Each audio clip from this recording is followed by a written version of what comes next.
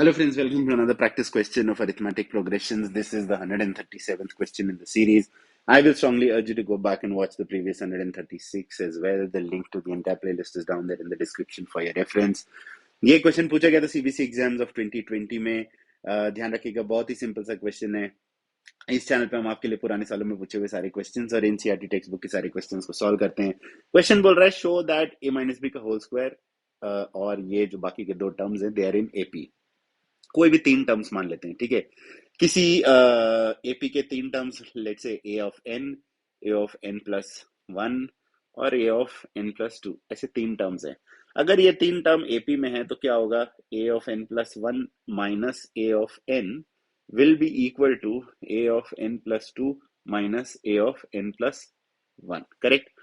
तो अगर मैं सेकेंड टर्म में से फर्स्ट टर्म माइनस करूं, ठीक है, तो पहले मैं इस टर्म को वैलिडेट करके देखता हूं, यानी कि ए ऑफ एन प्लस वन. अब मैं मान लेता हूँ ए ऑफ एन है मेरा ए माइनस बी का whole square, a of n plus one है मेरा a square plus b square, और a of n plus two है मेरा ए प्लस बी का whole square.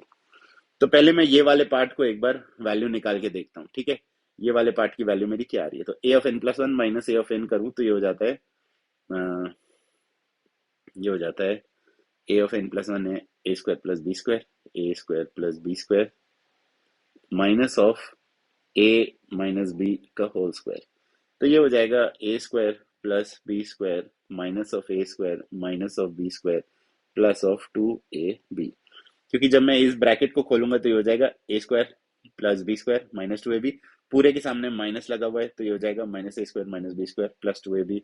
A square cancel, b square cancel, आपके पास बचेगा सिर्फ टू ए बी. ठीक है. तो ये है फर्स्ट दो टर्म्स के डिफरेंस की वैल्यू. ठीक है. यानी कि मैंने इस वाले टर्म में से ये वाला टर्म जो है वो माइनस किया है. अब मैं इस वाले टर्म में से ये वाला टर्म जो है वो माइनस करूंगा और देखूंगा क्या वैल्यू आती है. इसे मैं बोल देता हूँ अपना इक्वेशन वन. अब मेरा जो सेकंड पार्ट है वो है a of n plus two minus of a of n plus one. तो ये क्या निकल के आएगा? ये आएगा ए प्लस बी का whole square minus of a square plus b square. तो ये आएगा a square plus b square plus two a b minus of a square minus of b square. Again a square से a square और b square से b square cancel हो जाएगा, आपके पास बचेगा टू ए बी. ठीक है. ये हमारे सेकंड पार्ट का इक्वेशन. अब आप देखिए कि फर्स्ट पार्ट और सेकंड पार्ट सेम है. इसका मतलब है कि इन तीनों टर्म्स के बीच का जो डिफरेंस है वो सेम है, और अगर तीन टर्म्स के बीच का डिफरेंस सेम है इसका मतलब है कि दे आर इन एपी.